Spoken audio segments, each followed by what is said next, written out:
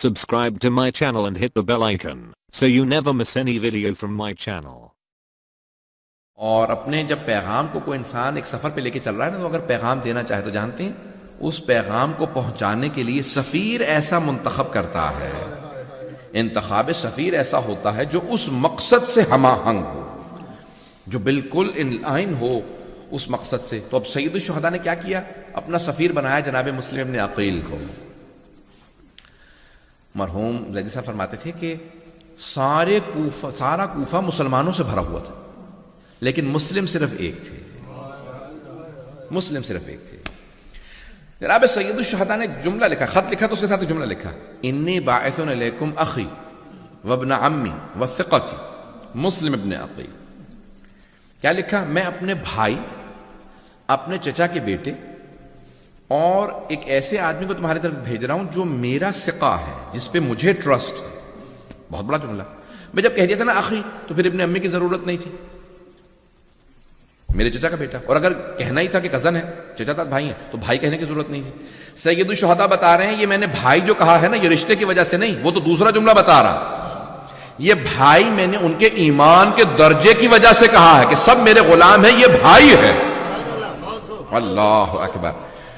باقی سب کا ایمان کا رتبہ کیا ہے؟ یہ مسلم ابن عقیل اس لائق ہے کہ حسین ابن علی انہیں کہیں یہ میرا بھائی ہے۔ اب وقت نہیں کہ تفصیل میں جاؤں مسائل میں، اگر 5-7 منٹ زحمت ہو 10 منٹ کوشش کروں گا۔ عزیزان گرامی، جناب مسلم ابن عقیل کو بھیجا۔ جناب مسلم ابن عقیل نے بہت خوبصورت تھے، وجیح تھے، اور کوفے میں آنے کے بعد جناب ہانی بن عروہ کے ہاں رکے اور سب کو ملے۔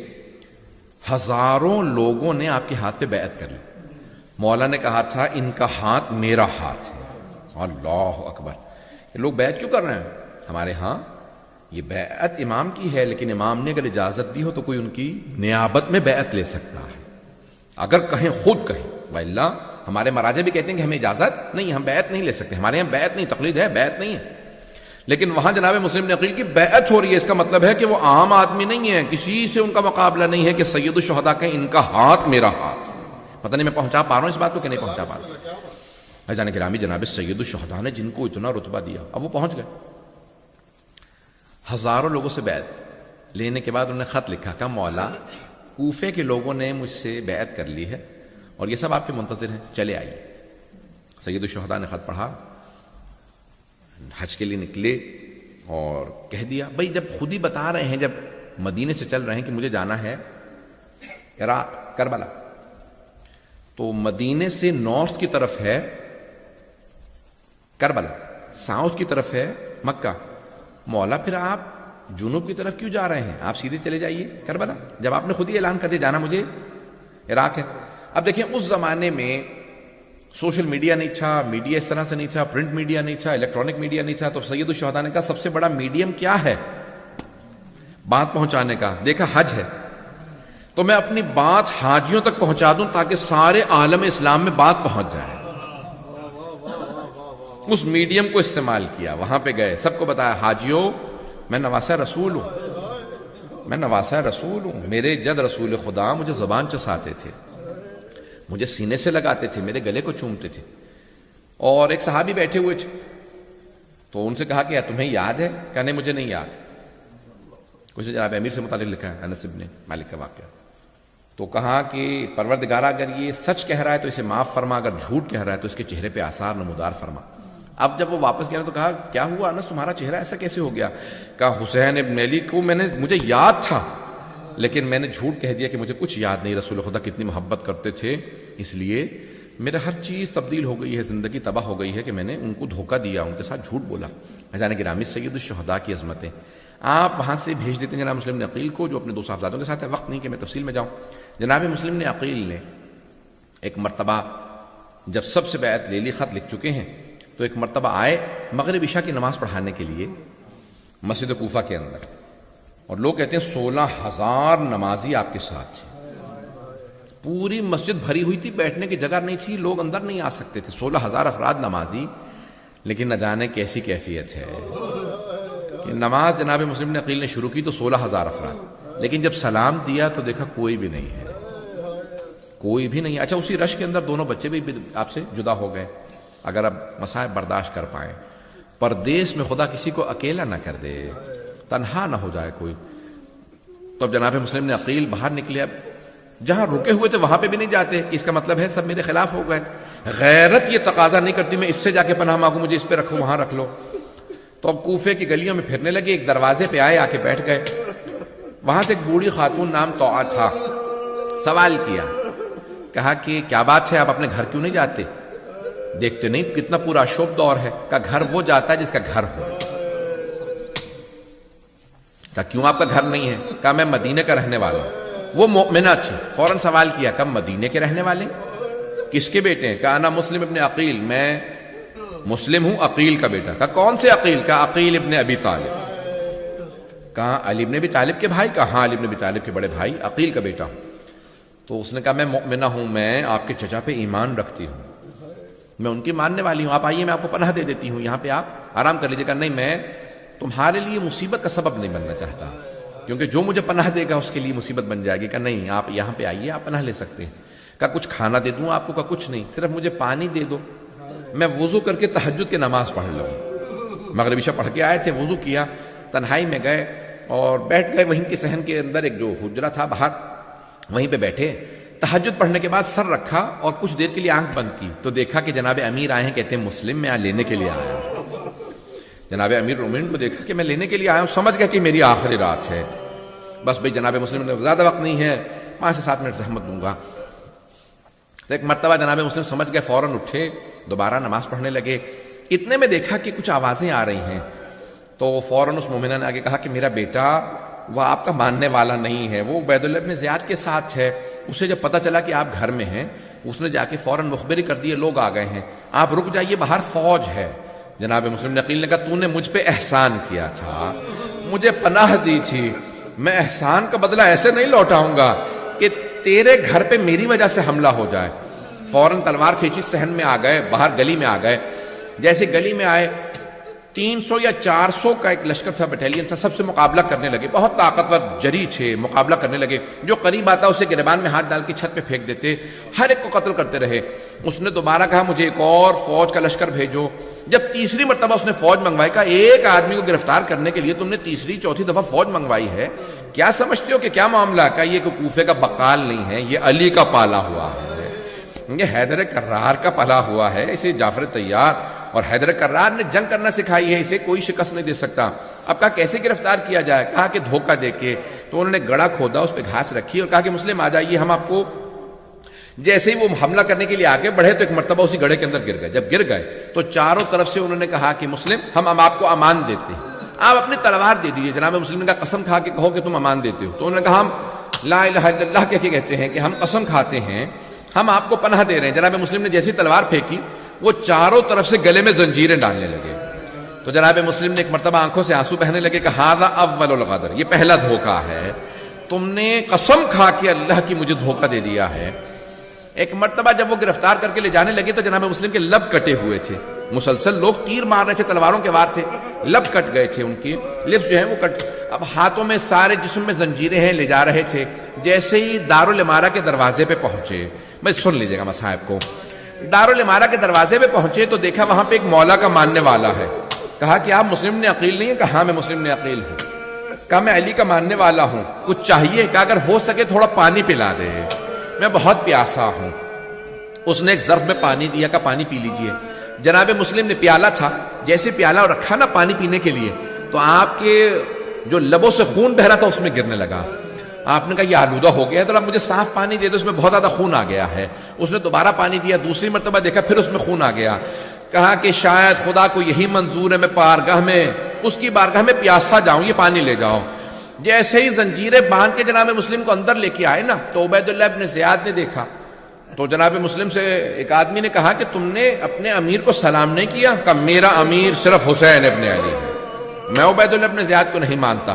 کہا جھک کے سلام کرو، کہا میں اس کے سامنے نہیں جھکوں گا۔ ایک مرتبہ کہا کوئی آخری حسرت ہے؟ کہا ہاں، آنکھوں میں آنسو۔ کا کیا بات ہے، موت سے ڈر رہے ہو؟ کہا نہیں، میں نے اپنے مولا کو خط لکھا ہے، مولا کوفے چلے آئیے، لیکن مجھے اب احساس ہو رہا ہے یہ کوفہ اس لائق نہیں حسین آ جائیں۔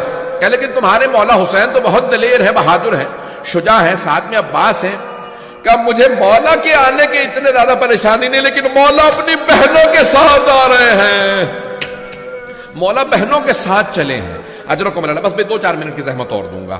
بس بھئی بعض بزرگ علماء نے ایک روایت لکھی ہے، وہ کہتے ہیں کہ وہاں جناب سید الشہداء کی کیفیت بدلنے لگی۔ جناب عباس نے پوچھا مولا کیا بات ہے؟ تو مولا نے ایک مرتبہ ہاتھ کی 2 انگلیاں اٹھائیں کہ عباس ذرا انگلیوں کے درمیان میں دیکھو۔ تو جناب عباس علیہ السلام نے دیکھا کہ مولا بڑا ہی کوئی مظلوم ہے، ہاتھ اس کے پشت سے بندھے ہوئے ہیں، گھٹنے زمین پہ ہیں، کسی بہت بڑی عمارت کی چھت پہ ہے، یہ دارالعمارہ کی چھت تھی۔ کہا مولا اس کا ابھی جلاد سر قلم کرنے والا ہے۔ جلاد نے تلوار اٹھا رکھی تھی، دیکھا نیچے ایک بی بی برقع پوش کھڑی ہے، دامن پھیلا رکھا ہے۔ جناب سید الشہداء نے کہا عباس ذرا غور سے دیکھو۔ جناب عباس نے دیکھا کہ مولا یہ میرا بھائی مسلم ہے، مولا مجھے پہنچا دیجئے اعجاز سے، میں اپنے بھائی کا دفاع کروں، میرا بھائی تنہا ہے۔ ایک مرتبہ تلوار چلی، سر قلم ہوا، زمین پہ گرا۔ کہ مولا کوئی بی بی ہے کہ یہ میری ماں ہے؟ اجرکم اللہ، اجرکم، میں نے تمام کر دیا۔ ایک مرتبہ جناب مسلم کے جسد کو کوفے کے سارے بازاروں میں پھرایا گیا۔ میں تمام کر دیتا، لیکن یہاں جناب مسلم کی شہادت مکمل نہیں ہوتی۔ میں ہاتھ جوڑ کے کہوں گا ذرا 2 منٹ کے لیے میرے ساتھ چلیے۔ کہاں چلیں گے؟ راستے میں ابھی مکے سے جناب سید الشہداء کوفے کے لیے، کربلا کے لیے چلے ہیں۔ جانتے ہیں کون ہے؟ ساری بیویاں ساتھ ہیں۔ مولا نے ایک مرتبہ کہا عباس ذرا یہیں پہ خیمے نصب کر دو، آج رات میں یہیں رہوں گا۔ مولا عباس نے خیمے نصب کر دیے۔ ایک مرتبہ کہا ذرا میری بہنوں کو بلا دو۔ جناب عباس اس خیمے میں گئے جہاں جناب زینب کبریٰ تھی۔ کہا بی بی آپ کو مولا نے بلایا ہے۔ سید الشہداء کی آواز کا سننا تھا کہ مولا نے بلایا۔ جناب زینب فوراً آئے۔ کہا بھیا آپ نے بلایا؟ دیکھا مولا کے بہت چہرے پہ غم کے آثار ہیں۔ کہا بھیا سب خیریت ہے؟ کہا کوفے سے بڑی بری خبر آئی ہے، ذرا میری بہن رقیہ کو بلا دو زینب، میں رقیہ سے بات کرنا چاہتا ہوں۔ جناب زینب سمجھ گئیں، فوراً آئیں کہ رقیہ بھیا نے بلایا ہے۔ ایک مرتبہ جناب رقیہ نے فوراً اپنی بیٹی کو آواز دی، بیٹی جناب مسلم کی بیٹی، نام عاتقہ ہے، کہا عاتقہ ماموں نے بلایا میرے ساتھ چلو۔ جیسے ہی جناب رقیہ کو اور عاتقہ جناب عاتقہ کو آتا دیکھا نا، مولا حسین مسند سے کھڑے ہو گئے، مسند سے کھڑے ہوئے بہن کا استقبال کیا۔ فوراً جناب عاتقہ کے سر پہ ہاتھ رکھا۔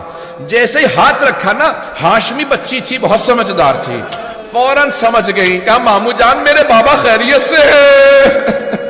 کہا میرے بابا خیریت سے ہیں۔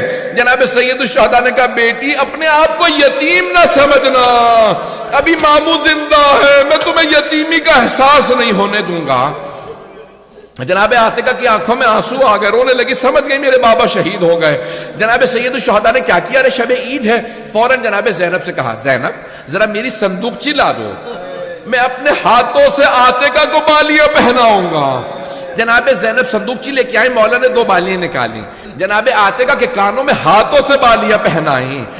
راوی کہتا ہے یہاں قریب میں ایک چھوٹی سی بچی کھڑی دیکھ رہی تھی کہ اگر کوئی بچی یتیم ہو جائے اس کے کانوں میں نئی بالیاں پہنائی جاتی ہیں، اس کے سر پہ شفقت کا ہاتھ رکھا جاتا ہے۔ بچی یہ سمجھ رہی تھی کہ ہمیشہ ہر یتیم کے ساتھ ایسا ہی ہوتا ہے۔ جب شام غریبہ آئی، اس بچی نے دیکھا میں بھی یتیم ہو گئی، میرے سر پہ کوئی شفقت کا ہاتھ رکھے گا، میرے کانوں میں کوئی نئی بالیاں پہنائے گا۔ بچی انتظار میں تھی، اتنے میں شمر آ گیا۔ شمر نے ایسا بالوں میں ہاتھ ڈالا، بی بی کا بالوں کو چھڑانا مشکل ہو گیا۔ جب اس نے کانوں سے بالیاں چھینی، بچی نے رو کے کہا چچا عباس، الا لعنت اللہ علی القوم الظالمین وسيعلم الذين ظلموا أي منقلب ينقلبون۔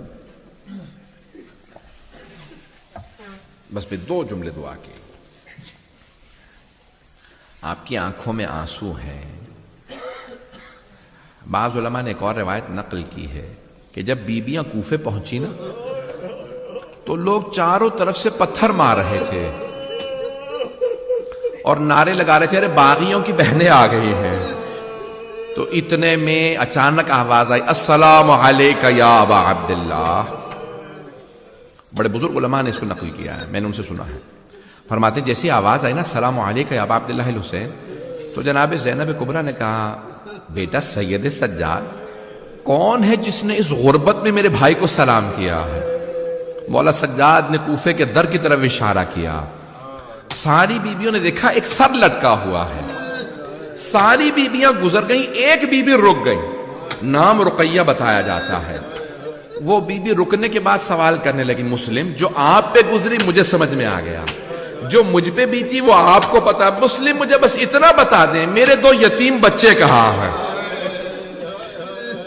پروردگارا واسطہ جناب مسلم کی مظلومیت کا, پروردگارہ ان کی مظلومیت کا واسطہ, ان کی عظمت کا واسطہ, ہم سب کو زندگی میں بار بار جناب مسلم کی شہداء کربلا کی زیارات نصیب فرما, آخرت میں ان کی شفاعت نصیب فرما, دشمنان اہل بیت کو نیست و نابود فرما, داعش و طالبان کو, آل سعود کو, اور یہ انتہا پسند جو ہندو حملے کر رہے ہیں کشمیر, پروردگار سب کو غارت فرما. ہمارے بہت سے مومنین مریض ہیں, خصوصاً طفیل شاہ صاحب, طفیل بخاری صاحب, اور اپنے اپنے جو آپ کے مریض ہیں سب کو ذہن میں لے کے آئیے گا. پروردگارہ شام غریبہ کے اس بیمار کا واسطہ جن کا بستر لوٹ لیا گیا تھا, ہمارے تمام مریضوں کو صحت کاملہ عاجلہ عنایت فرما, بے اولادوں کو اولاد عنایت فرما, مقروضوں کے قرضے ادا فرما, پریشان حالوں کی پریشانیاں دور فرما, ہمارے تمام حاجیوں اور زائرین کی حفاظت فرما. پروردگارہ جہاں جہاں مومنین بسے ان کے جان مال عزت آبرو کی حفاظت فرما, ہماری مستورات کے پردے کی حفاظت فرما. پروردگارہ تجھے ایک بچی کی اسیری کا واسطہ, اس چھوٹی بیوی کی اسیری کا واسطہ پروردگارہ ہمارے تمام اسیروں کو رہائی کی خبر عنایت فرما, خصوصاً جو بحرین میں اور کشمیر میں اسیر ہیں, پرزنرز ہیں, پروردگارہ سب کو رہائی کی خبر عنایت فرما.